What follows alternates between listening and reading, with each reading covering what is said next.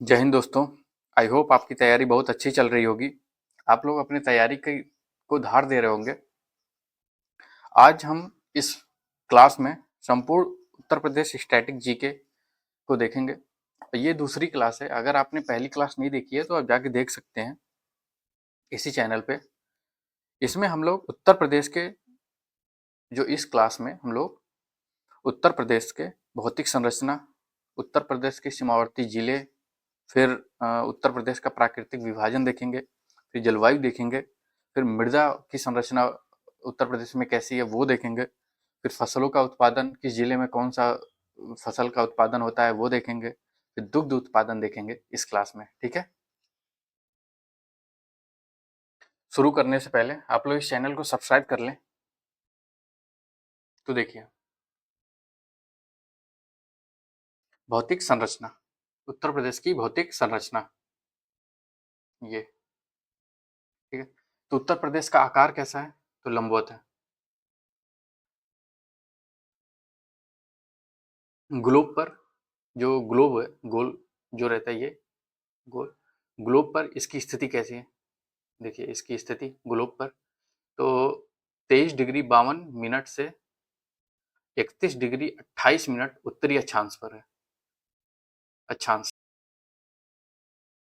77 degree और 5 minute से 84 degree अटके, तो तुरंत लोकेशन आ जाएगा यूपी का। ठीक है, तो चलिए अब देखते हैं इसकी लंबाई। तो देखिए पूरब से पश्चिम की तरफ इसकी लंबाई 650 किलोमीटर है। पूरब से देखिए, इधर से इधर ये है, इधर से इधर, तो ये पूरब से लेके पश्चिम की तरफ। ठीक है, और दक्षिण से उत्तर की तरफ इसकी चौड़ाई कितनी है? तो 240 किलोमीटर। तो दक्षिण से उत्तर की तरफ यानी कि ऐसे। ठीक, उत्तर प्रदेश का कुल क्षेत्रफल, तो उत्तर प्रदेश का कुल क्षेत्रफल 2,40,928 वर्ग किलोमीटर है। ये जो कि भारत में इसका स्थान कितना है? तो देखिए 7.3333%। भारत में इसका जो क्षेत्रफल है कितना है? तो भारत के अनुसार इसका क्षेत्रफल 7.33% है। प्रदेश की कुल क्षेत्रफल, नगरीय क्षेत्र कितना है?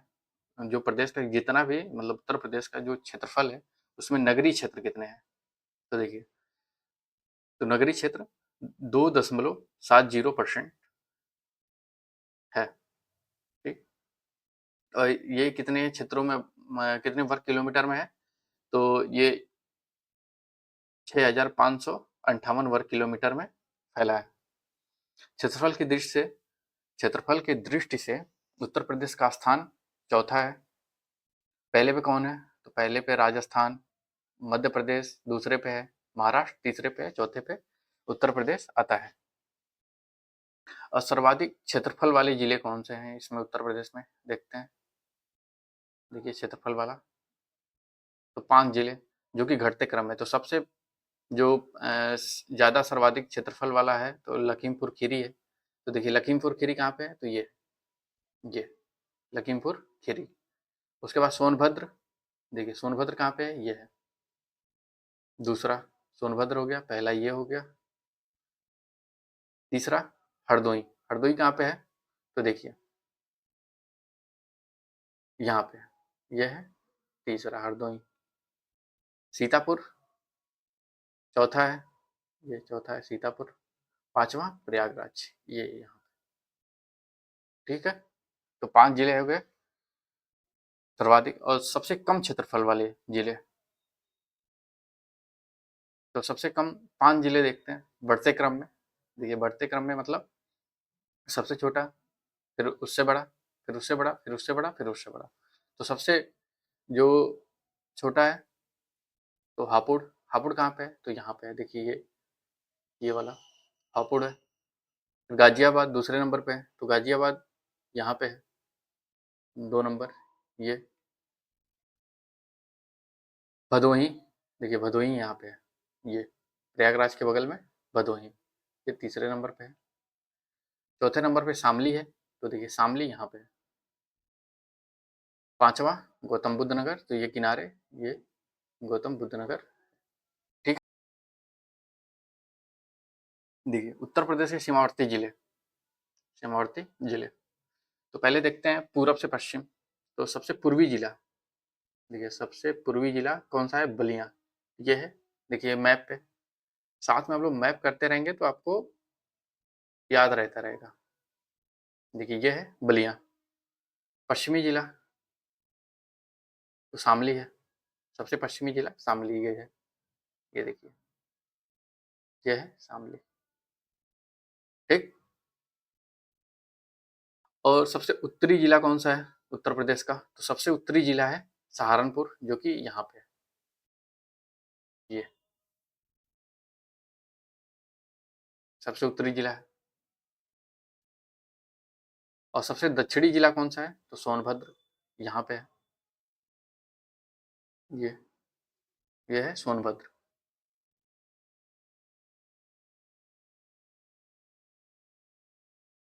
अब देखते हैं, देखिए उत्तर प्रदेश की जो नेपाल से सीमा लगती है वो कितनी, उसकी लंबाई कितनी है?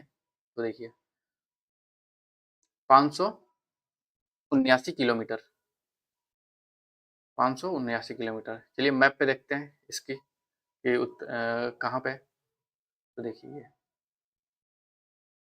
ये उत्तर प्रदेश है और ये है नेपाल। क्या है? नेपाल, नेपाल ये है नेपाल। नेपाल यहाँ पे है, और यहाँ से और यहाँ तक जो लंबाई है 579 किलोमीटर है ये।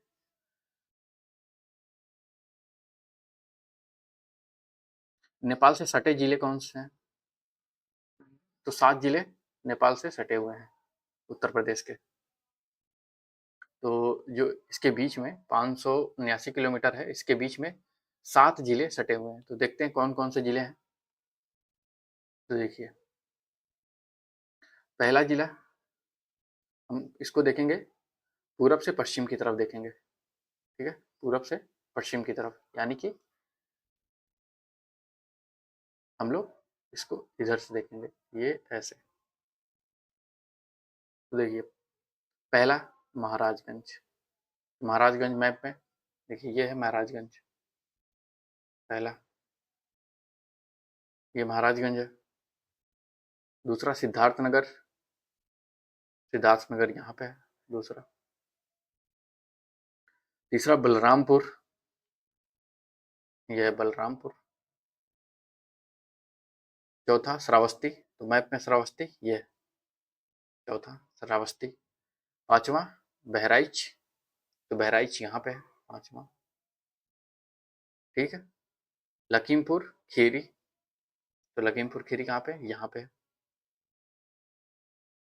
ये हो गया छठा जिला। और सातवां जिला है पीलीभीत, तो पीलीभीत यहाँ पे सातवां। तो 7 जिले जो नेपाल से सीमा साझा करते हैं। और देखते हैं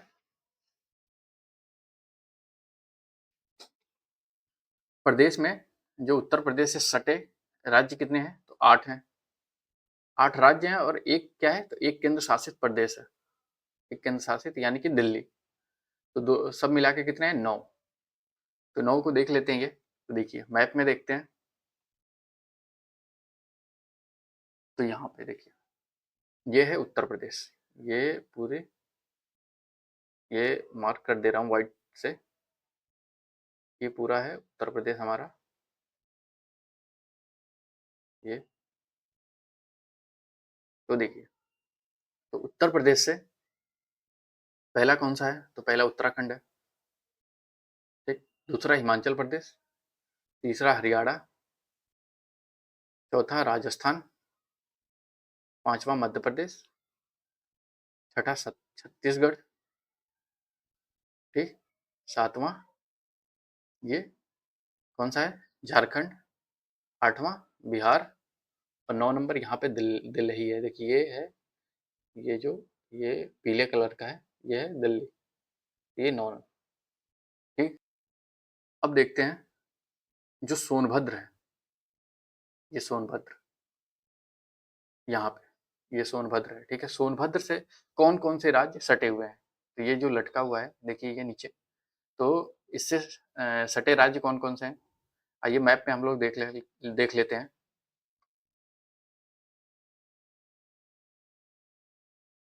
तो देखिए ये जो नीचे लटका हुआ है, ये देखिए ये वाला हिस्सा, ये है सोनभद्र। तो सोनभद्र से कौन कौन से, तो पहला तो देखिए राजस्थान, सॉरी मध्य प्रदेश, पहला मध्य प्रदेश है। दूसरा कौन सा लगा है, तो दूसरा है ये छत्तीसगढ़, तीसरा झारखंड, ठीक। और यहीं से देखिए थोड़ा सा बिहार भी लगा हुआ है। तो 4 राज्य सटे हुए हैं सोनभद्र से। तो पेपर में आ सकता है कि उत्तर प्रदेश का कौन सा जिला है जो 4 राज्यों से सटा हुआ है, ठीक। अब उत्तराखंड देखते हैं, ये उत्तराखंड, उत्तराखंड से सटे जिले कितने हैं, तो 7 हैं। इसको हम देखेंगे पश्चिम से पूरब की तरफ, पश्चिम से पूरब की तरफ देखिए, ये पश्चिम से पूरब की तरफ देखेंगे। तो यहाँ पे देखिए ये मैप, तो पहले देख लेते हैं हम उत्तर प्रदेश उत्तराखंड के इंडिया मैप में देख लेते हैं। तो देखिए ये है उत्तराखंड, उत्तराखंड में यहाँ से हम लोग देखेंगे, यहाँ से और यहाँ तक, ठीक है, कौन कौन से जिले आते हैं यहाँ पे। तो चलिए देखते हैं।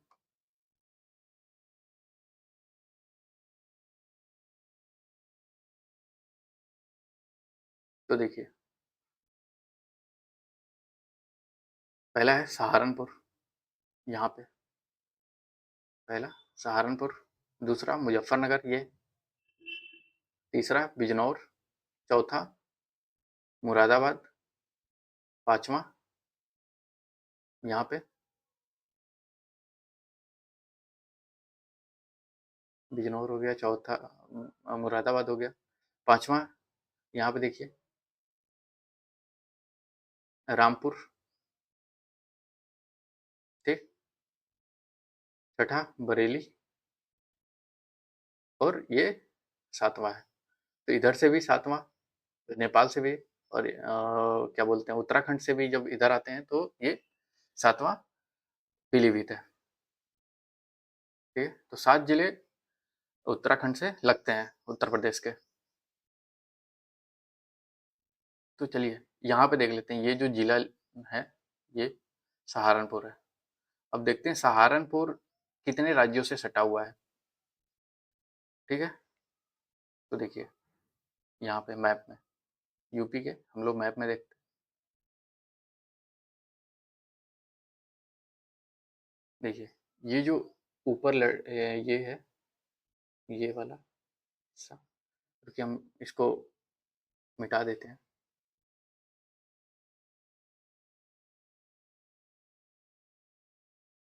देखिए ये जो है, ये वाला, ये हिस्सा, ये है सहारनपुर। अब देखते हैं कौन कौन सा है। तो देखिए पहला कौन सा है, पहला उत्तराखंड है, दूसरा हिमाचल प्रदेश, तीसरा हरियाणा। तो 3 जिले सहारनपुर से सटे हुए हैं, 3 राज्य सहारनपुर से सटे हुए हैं, 3 राज्य सहारनपुर से सटे हुए हैं।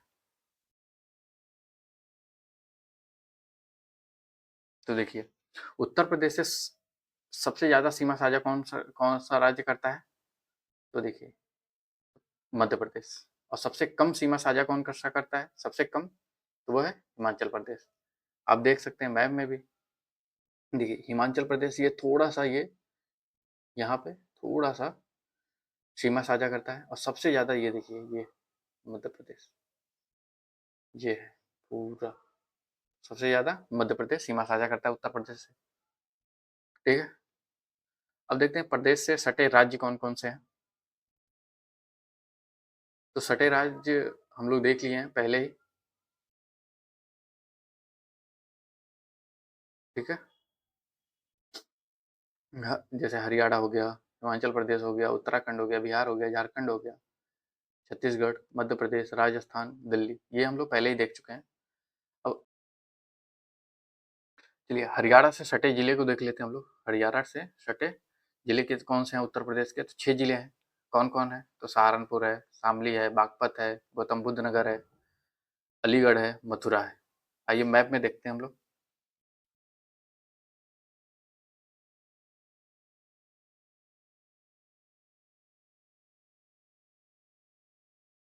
देखिए यहाँ पे तो पहला कौन सा है? सहारनपुर, दूसरा शामली, तीसरा बागपत, चौथा ये है, ये चौथा गौतम बुद्ध नगर, पांचवा अलीगढ़, छठा मथुरा। ठीक है, ये गाजियाबाद नहीं लगता है इससे। ठीक है, दिल्ली से सटे दो जिले और उत्तर से दक्षिण की तरफ हम देखते हैं। तो पहला है गाजियाबाद और दूसरा है गौतम बुद्ध नगर। चलिए देख लेते हैं मैप में। देखिए ये यहीं पे है, ये दिल्ली, ये यहाँ पे, ये पूरा दिल्ली है। तो गाजियाबाद है, थोड़ा सा यहाँ पे गौतम बुद्ध नगर यहाँ पे हो जाता है। तो पहला है गाजियाबाद, दूसरा है गौतम बुद्ध नगर।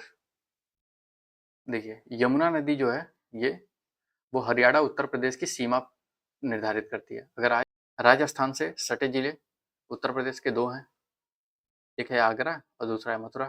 तो देखिए यहाँ पे ये वाला जो हिस्सा है, ये वाला, ये है मथुरा, और ये जो तीर की तरह निकला हुआ है तो ये है आगरा।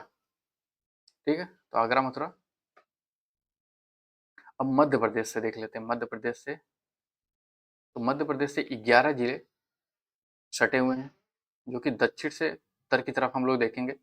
ये देखिए ये वाला हिस्सा यहाँ से और यहाँ तक का हम लोग अभी देखते हैं कितने जिले आते हैं। तो चलिए सोनभद्र तक देखते हैं। तो देखिए यहाँ से लगा हुआ है, यहाँ से, ये आगरा से सोनभद्र यहाँ तक। तो देखिए पहला है आगरा, फिर इटावा आ जाएगा, ठीक, फिर औरैया आ जाएगा, जालौन आ जाएगा, झांसी, ललितपुर, महोबा, बांदा, चित्रकूट, ये प्रयागराज, मिर्जापुर, सोनभद्र। ये हैं 11 जिले जो कि मध्य प्रदेश से सीमा साझा करते हैं। तो देखिए कौन कौन से हैं। तो मैप में देख लिया हम लोगों ने, आगरा दिखा, इटावा, जालौन, झांसी, ललितपुर, महोबा, बांदा, चित्रकूट, प्रयागराज, मिर्जापुर और सोनभद्र। ठीक है, चलिए बिहार से देखते हैं। ये बिहार से, तो बिहार से 7 जिले सटे हुए हैं उत्तर प्रदेश के। कौन कौन है? सोनभद्र है, चंदौली है, गाजीपुर है, बलिया, देवरिया, कुशीनगर और महाराजगंज। तो चलिए मैप में देख लेते हैं उत्तर प्रदेश के जितने मैप में है। तो देखिए यहाँ से पहले इंडिया के मैप पे देखते हैं, यहाँ से ये पूरा, यहाँ से और यहाँ तक, ये इसके बीच में कौन कौन से जिले आते हैं? तो 7 जिले आते हैं। कौन कौन से? तो चलिए देखते हैं, दक्षिण से उत्तर की तरफ देखेंगे हम लोग।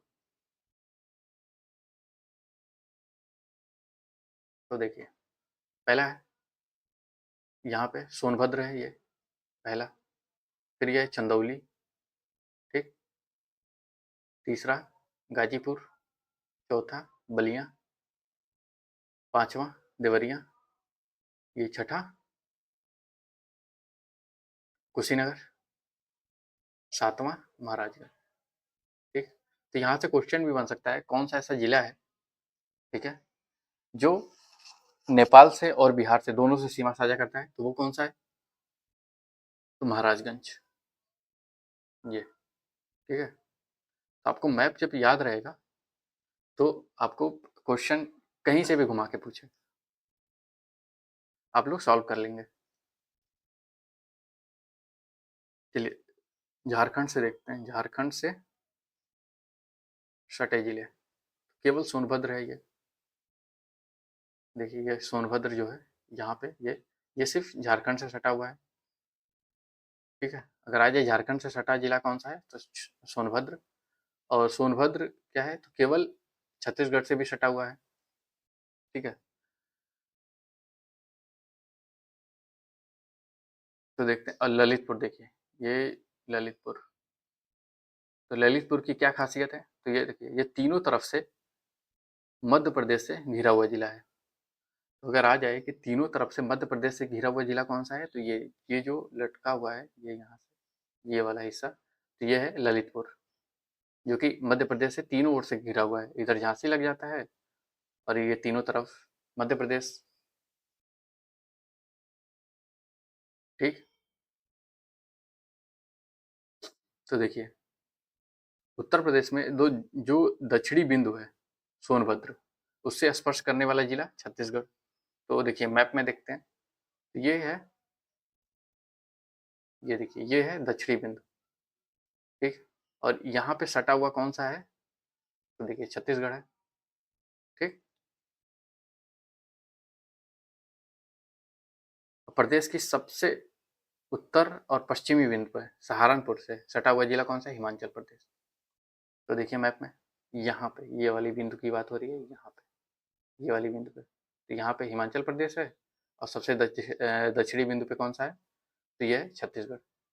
ठीक, तो उत्तर प्रदेश का सबसे पूर्वी बिंदु पे सटा राज्य कौन सा है, तो वो है बिहार। और सबसे पश्चिमी बिंदु पे सटा हुआ राज्य कौन सा है, हरियाणा। मैप में देख लेते हैं। देखिए, सबसे पूर्वी बिंदु ये है, और सबसे पश्चिमी बिंदु कौन सा है, तो देखिए सबसे पूर्वी बिंदु जो है वो है बलिया, और सबसे पश्चिमी बिंदु है यहाँ पे, ये है सबसे पश्चिमी बिंदु, यहीं पे है शामली। तो सबसे पूर्वी बिंदु पर सटा हुआ राज्य कौन सा है, बिहार, और सबसे पश्चिमी पे हरियाणा। ठीक,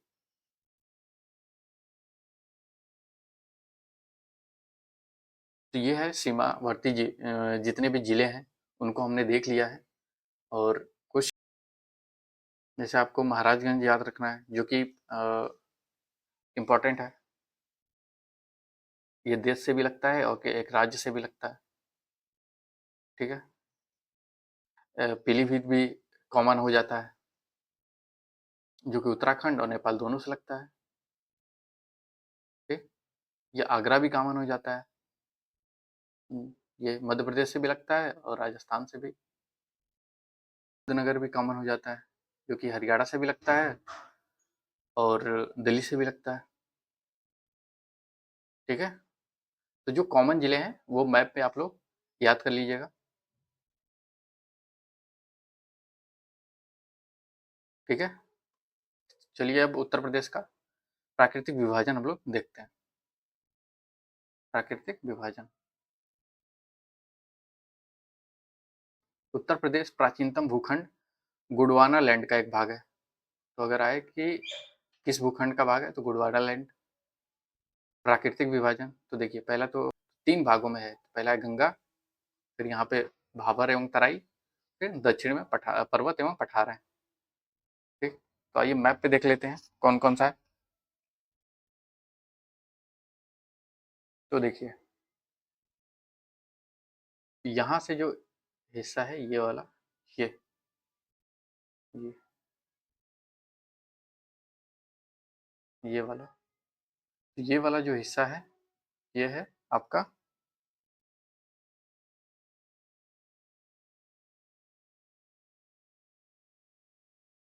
भामभर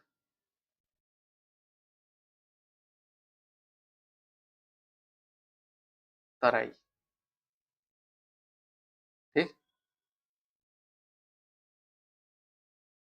और ये पूरा ये हिस्सा, सिर्फ नीचे का ये थोड़ा सा काट दें हम लोग, तो यहाँ से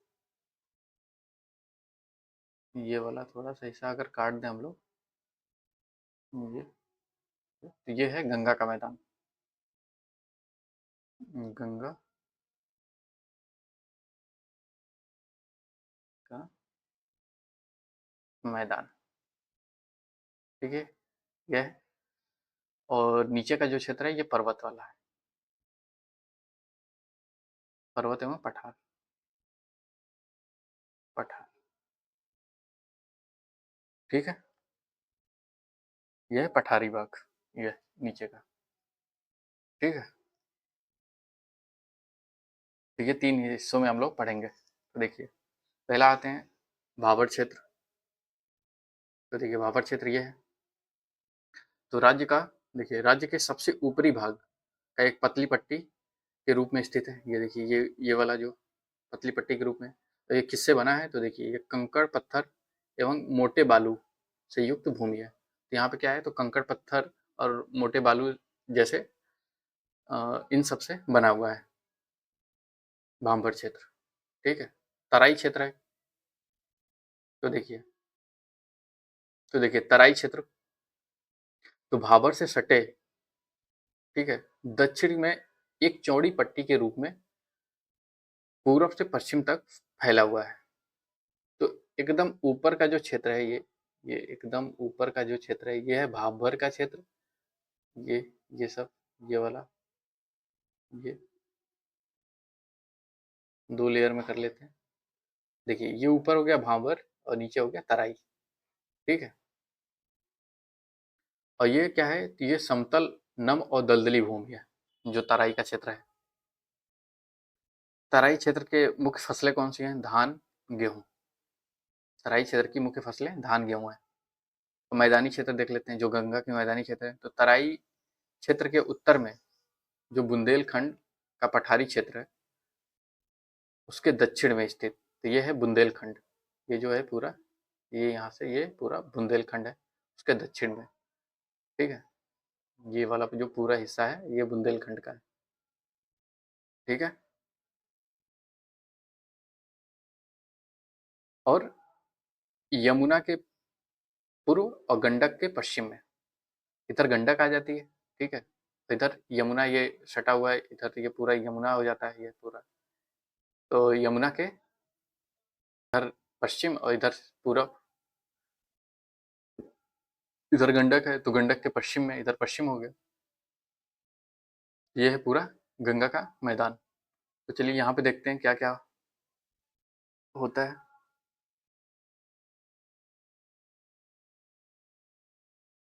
गंगा, यमुना, घाघरा, शारदा, रामगंगा, ताप्ती और गंडक द्वारा लाई गए कॉप, कीचड़ एवं बालू से निर्मित होता है गंगा का मैदान।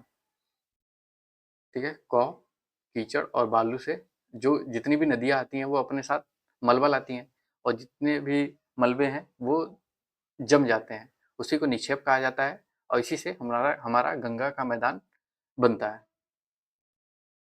तो देखिए, जो नवीन कॉप निक्षेप है उसे क्या कहा जाता है? खादर, कछार क्षेत्र। और जो पुराने कॉप निक्षेप हैं उसे बांगर कहा जाता है। ठीक है, तो निक्षेप हमने बताया कि जो मलबा आता है वो जम जाता है, उसी को निक्षेप कहते हैं। ठीक? मैदानी क्षेत्र की जो ऊंचाई है वो 80 से 300 मीटर है।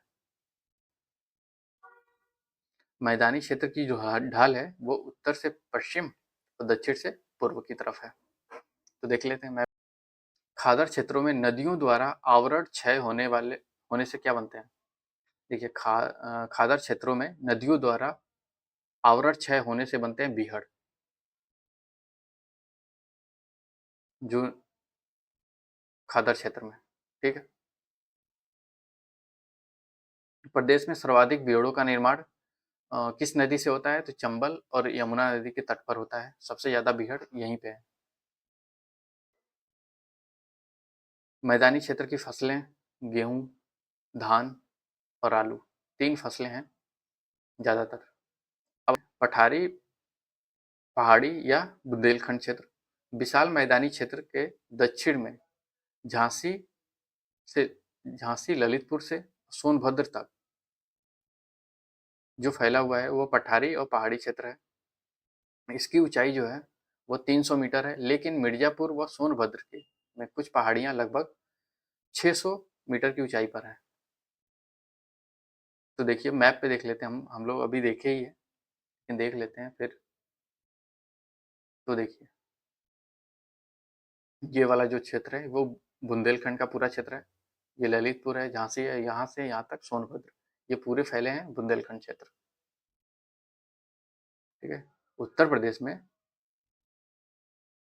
पहाड़ी और बुंदेलखंड क्षेत्र, 11 जिलों में फैला हुआ है। उत्तर प्रदेश में पठारी या फिर पहाड़ी और जो बुंदेलखंड का क्षेत्र कहा जाता है वो 11 जिलों में फैला हुआ है। अब देखते हैं कौन सा जलप्रपात मिर्जापुर में है। देखिए मिर्जापुर में 4 जलप्रपात हैं। एक तो विंडम, टांडा, कुशेहरा, खड़ंजा जलप्रपात।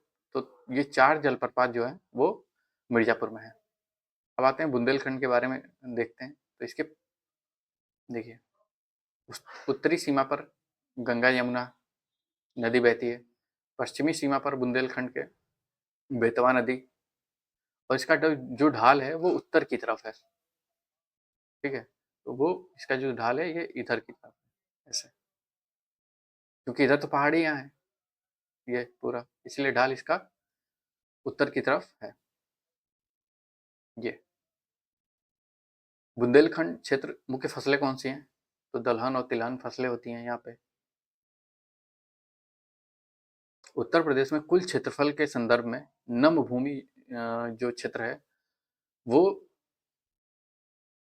5.15% है, 5.15% है। सर्वाधिक नम भूमि वाला क्षेत्र कौन सा क्षेत्र है और कौन सा जिला है? तो वो है सोनभद्र।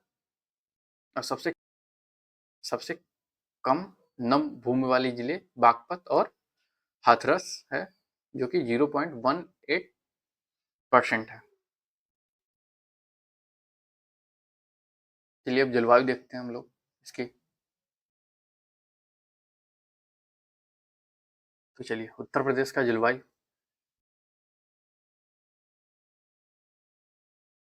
ये वर्ष भर में 3 ऋतुएं यहाँ पे पाई जाती हैं, ग्रीष्म, वर्षा, शीतु। वर्ष भर में 3 ऋतुएं पाई जाती हैं, ग्रीष्म, वर्षा और शीत ऋतु घटित होती है यहाँ पे। सबसे गर्म महीना जून का है। उत्तर प्रदेश में सबसे गर्म महीना जून का है। ठीक है, तो ग्रीष्म ऋतु में प्रदेश में उत्तरी भाग से दक्षिणी भाग तथा पूर्वी भाग से पश्चिमी भाग की ओर बढ़ने पर तापमान क्रमशः बढ़ता है। ठीक है, तो ग्रीष्म ऋतु में सर्वाधिक औसतन तापमान जो है वो आगरा सहित बुंदेलखंड का क्षेत्र होता है। ये देखिए ये आगरा है और यहाँ पे ये पूरा बुंदेलखंड का क्षेत्र है। यहाँ पे औसतन तापमान रहता है सर्वाधिक। ठीक, ग्रीष्म ऋतु में प्रदेश के दक्षिणी भाग बुंदेलखंड क्षेत्र, ये वाला जो हिस्सा है ये सब, ठीक, अधिक तापमान होने का कारण क्या है? वो है कर्क रेखा के नजदीक। तो यहाँ पे जो सबसे ज्यादा इसलिए होता है क्योंकि ये कर्क रेखा के नजदीक पर स्थित है, इसीलिए यहाँ पे ज्यादा ग्रीष्म ऋतु में पाई जाती हैं। सर्वाधिक वर्षा वाला महीना कौन सा है? तो अक्टूबर से जुलाई तक सर्वाधिक वर्षा होती है। उत्तर प्रदेश में बंगाल की खाड़ी के मानसून को पूर्वा नाम से जाना जाता है। उत्तर प्रदेश में होने वाले संपूर्ण वर्षा का 80 से 83% भाग पूर्वा यानी कि दक्षिण पश्चिम मानसून से होता है। सर्वाधिक एवं सबसे कम वर्षा वाले जिले, तो देखिए सबसे सर्वाधिक वर्षा वाला जिला कौन सा है? तो गोरखपुर। और सबसे कम वर्षा वाला जिला कौन सा है? तो मथुरा। ठीक, तो उत्तर प्रदेश में पूर्व से पश्चिम व उत्तर से दक्षिण चलने पर वर्षा क्रमशः घटती है। ठीक, जब हम लोग इधर से इधर जाते हैं, ठीक है, और हम लोग उत्तर से दक्षिण की तरफ आते हैं तो क्या होता है? वर्षा जब इधर जाएगा तो इधर कम वर्षा होगा और जब इधर आते हैं वर्षा कम होती है। ठीक है, वर्षा की मात्रा घटने लगती है। जो जुलाई है, जुलाई में सर्वाधिक वर्षा होती है। जुलाई में उत्तर प्रदेश में सर्वाधिक वर्षा होती है और जनवरी में सबसे ज्यादा ठंड पड़ती है यहाँ पे। शीत ऋतु में उत्तर प्रदेश में उत्तर से दक्षिण की ओर बढ़ने पर तापमान बढ़ता है। ठीक है, उत्तर से दक्षिण की तरफ जब हम इधर से इधर आएंगे तो तापमान बढ़ता है। उत्तर पश्चिम के जिलों में शीत ऋतु में सबसे कम तापमान रहता है। ठीक, उत्तर पश्चिम के जिले यही सब आएंगे, ये यहाँ पे।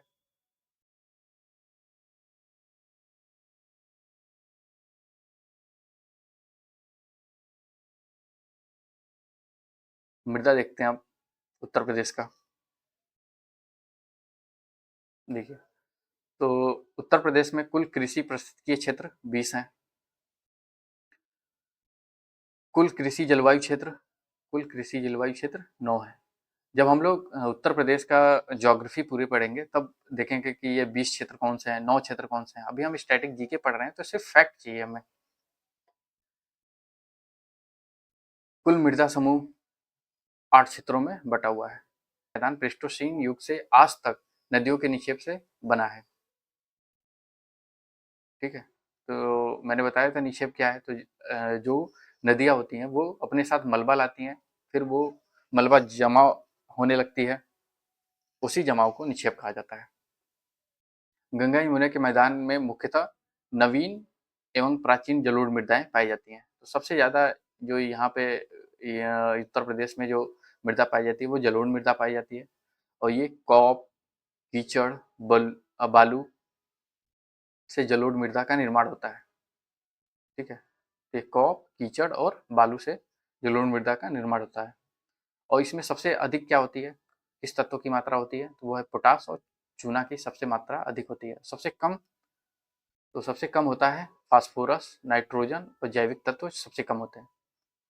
ठीक, नवीन और पुरानी जो जलोढ़ मृदाएं हैं वो क्रमशः क्या बोली जाती हैं, तो जो सबसे नवीन है वो खादर और जो सबसे पुरानी है उसे बांगर कहा गया है। ठीक, खादर मृदा को स्थानीय भाषा में नई जलोढ़, बलुआ, मटियार या मटियार दोमट कहा जाता है स्थानीय भाषा में। बांगर मृदा को स्थानीय भाषा में पुरानी जलोढ़, उपहार, दोमट आदि कहा जाता है। आप लोगों ने गांव में सुना होगा कि यह बलू। ठीक, गंगा यमुना मैदान में कहीं कहीं लवड़ी और क्षारीय मृदाएं मिलती हैं।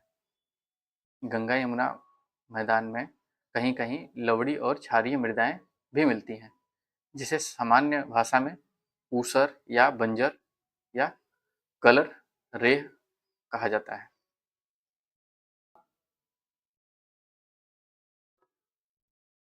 मैदानी क्षेत्र जो है वो मथुरा, आगरा आदि जिलों के कुछ मात्रा में मरुस्थलीय मृदा भी पाई जाती है। तो देखिए ये इंपॉर्टेंट है, मरुस्थलीय मृदा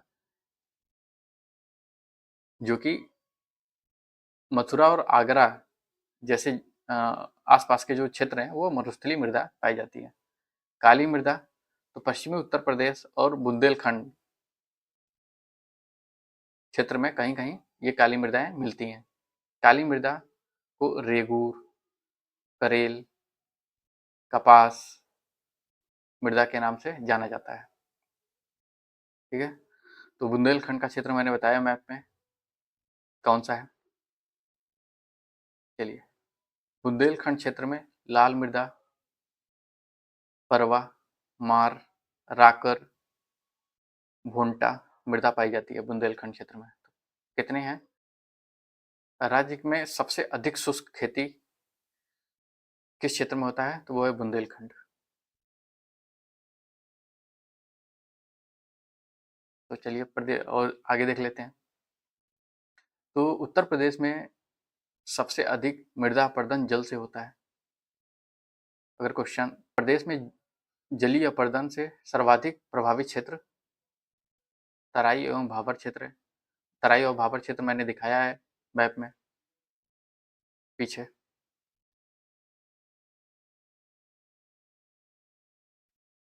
प्रदेश में सर्वाधिक अवनालिका अपरदन जल से होता है, जो कि चंबल नदी क्षेत्र है। अवनालिका अपरदन सबसे ज़्यादा चंबल नदी क्षेत्र में होता है। और जो कि उत्तर प्रदेश में अवनालिका अपरदन सर्वाधिक प्रभावित जिले कौन से हैं, तो इटावा है, आगरा है। और अवनालिका अपरदन के कारण क्या बनते हैं, बीहड़। आप चंबल की तरफ जाएंगे तो आपको देखेंगे बहुत बड़े बड़े बीहड़ होते हैं जो कि दरार टाइप के होते हैं। मथुरा, आगरा राज्य में वायु अपर्दन से सर्वाधिक प्रभावित जिले हैं। ठीक है, तो वायु अपर्दन से जो मृदाओं का अपर्दन जो वायु अपर्दन से होता है वो मथुरा और आगरा है। अब आते हैं फसलों का उत्पादन। तो देखिए, गेहूं सर्वाधिक क्षेत्रों में बोई जाती है उत्तर प्रदेश में। मूंग, चीना और लोबिया उत्तर प्रदेश की जायद की फसल है। प्रदेश में गंगा और घाघरा दोआबा क्षेत्र में गेहूं सर्वाधिक बोई जाती है। बुंदेलखंड क्षेत्र में बुंदेलखंड क्षेत्र में सबसे ज्यादा अरहर, चना, अदरक की खेती होती है। थोड़ी मात्रा में कपास की भी खेती कहाँ पे होती है? तो रुहेलखंड में। ये रुहेलखंड। अगर आपको रुहेलखंड का मैप में देखना है तो चलिए मैप में हम दिखाते हैं आपको रुहेलखंड का क्षेत्र। देखिए यहाँ पे, तो यहाँ पे देख लेते हैं। देखिए ये जो क्षेत्र है, यहाँ से ये वाला,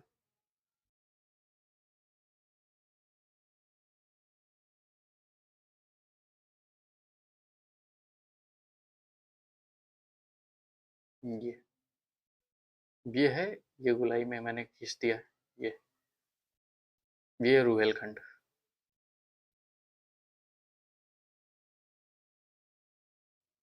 गंगा, यमुना और दोआबा में भी की जाती है थोड़ी सी। बाराबंकी और गाजीपुर में अफीम की खेती होती है। मूंगफली का उत्पादन विशेष रूप से रुहेलखंड में होता है। रुहेलखंड का क्षेत्र मैंने दिखाया, आप देख सकते हैं वहाँ पे। तराई व पूर्वी उत्तर प्रदेश में चावल का उत्पादन ज्यादातर होता है। तराई का क्षेत्र भी मैंने बताया है आपको कौन सा क्षेत्र है। उत्तर प्रदेश में सर्वाधिक महत्वपूर्ण नकदी फसल कौन सी है? गन्ना। गन्ना उत्पादन गन्ना उत्पादन के विशेष क्षेत्र तराई और मेरठ के हैं। और उसी के आसपास के जो क्षेत्र हैं, निकटवर्ती जो क्षेत्र हैं, वहीं पे गन्ना सबसे ज्यादा होता है। राज्य में गन्ना का उत्पादन कुल कितने जिले हैं? 40। राज्य में गन्ना का उत्पादन कुल परिक्षेत्र 9 है। सर्वाधिक कृषि श्रम उत्पादकता वाला क्षेत्र कौन सा है? तो पश्चिमी उत्तर प्रदेश। पश्चिमी उत्तर प्रदेश में सर्वाधिक कृषि श्रम उत्पादकता वाला क्षेत्र कहा जाता है।